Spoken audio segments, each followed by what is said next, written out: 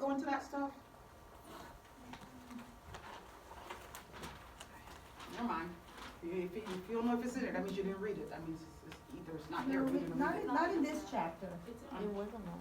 Alright, it is lowest in the morning for the, most patients have low everything in the morning. They're just waking up out of rest. The metabolism hasn't kicked in yet. Not much is going on. And it is highest in the afternoon when the metabolism is at its peak. And I start talking about metabolism because we're coming into endocrine, and where my thyroid people at, you'll be telling us all about metabolism. The core temperature. There is a difference between a core and a shell temperature.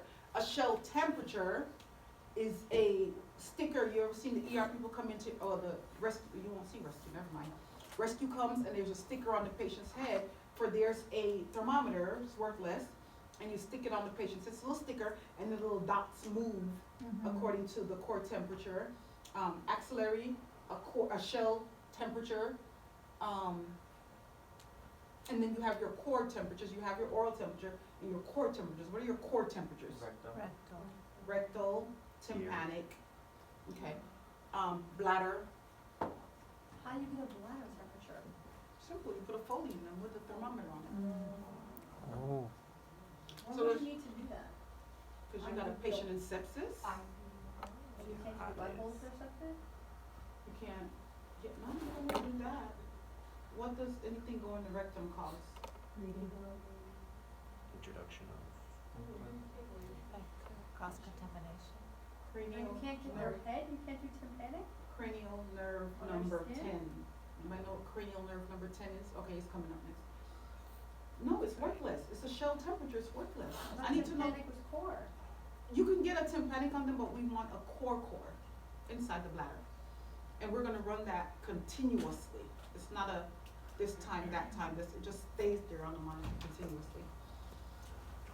Alright, and then the shell temperatures, they are a degree, 1 degree cooler than an oral. So if you take someone's oral and it's miraculously 98.6, you check a shell temperature, it's probably 97.6, and you check a core temperature, it's probably 99.6. So they're about a degree off between the 3 temperatures.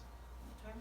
Thermoregulation, we're gonna see this all over peds, all over the newborn, whenever that comes up. That's all we're gonna talk about is thermoregulation, because that will be the hot topic of pediatrics, is thermoregulation.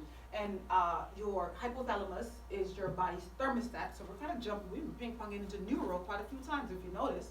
And so your hypothalamus is the body's thermostat. It's known as the body's thermostat. And hypothalamus regulates body temperature along with the thyroid glands, along with the T3, T4. They regulate metabolism, which regulate temperature, but you thyroid people will tell us all about it.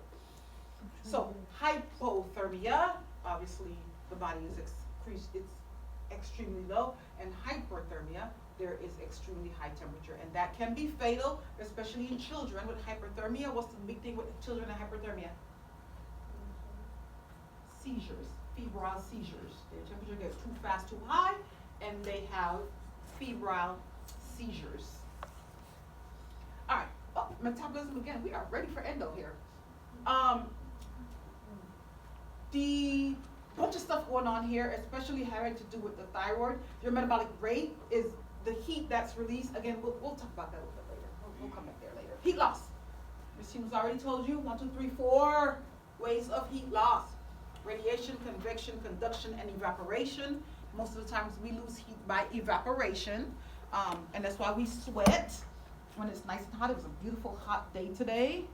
Some of us might have had a little bit of sweat. I did when I went out to take off this little chimney here. It was a nice, beautiful day. I was like, why not go to the beach? But it turns out I had to work. It's foolishness. All right. Radiation. Heat is lost when a warm object like the body enters a cooler room. For example, in an OR. So when the heat can be gained or lost through radiation. So when something is cooler, when the ambiance is cooler than the body, we will lose heat to the ambiance.